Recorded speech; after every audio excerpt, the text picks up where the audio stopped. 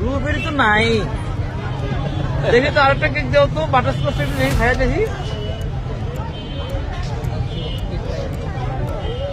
এটা বাটারস্কচ, এটা এভাবে বানায়, আমি কালকে বানায় নিয়ে আসবো আগারগাঁওর নতুন কেক। এটা ভালো হয় না, ভালো হয় না। মাথা গরম আছে, আমার মাথা খুব গরম আছে। আমার কথা, আমি কষ্ট করে কেক বানাই, কারোর মতো বাটপারি করি না, লোক দিয়ে কেক বানাই না। আমার হাজবেন্ড আমার কেক বানাই দেয় না, বলে বউ বানায়, আসলে বানায় বেকারির লোকে। এগুলো সবাই জানে ভাই, পাবলিকের কাছে এসে চাপাবাজি এগুলো কি খাবে? দর্শক, জাকির যেন আঠার মতো সিমির পিছু লেগেই আছেন। কোনোভাবেই যেন এই নাটকের ইতি টানতে চাইছেন না তিনি। সোশ্যাল মিডিয়ায় প্রতিনিয়ত সিমিকে ব্যঙ্গ বিদ্রুপ করে মানসিকভাবে বিপর্যস্ত করে তোলাই যেন এখন জাকিরের একমাত্র মিশন।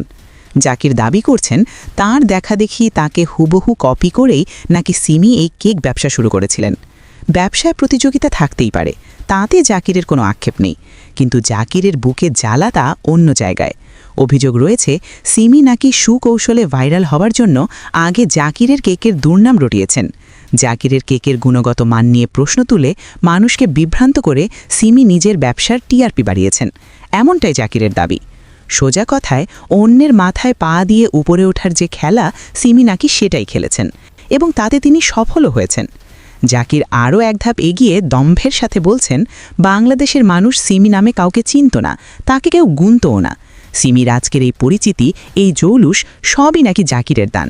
সিমিকে যে মানুষরা চিনতই না, সিমি নামে কোনো একটা ওয়ার্ড আগের কাছে ছিল না, ঠিক আছে, তাকে জাকিরের জন্যই চিনছে, সে হচ্ছে জাকির। জাকিরের নাম ব্যবহার করে তার সাথে ঝগড়া লাগিয়েই নাকি সিমি আজ সেলিব্রিটি। অর্থাৎ সিমির সফলতার পুরো ক্রেডিটটাই নিজের পকেটে ভরতে চাইছেন জাকির। দর্শক, জাকিরের এই দাবি কি যৌক্তিক, নাকি নিজের জনপ্রিয়তা কমে যাওয়ায় তিনি এখন সিমির নাম ভাঙিয়ে খেতে চাইছেন? কমেন্ট করে জানাতে ভুলবেন না।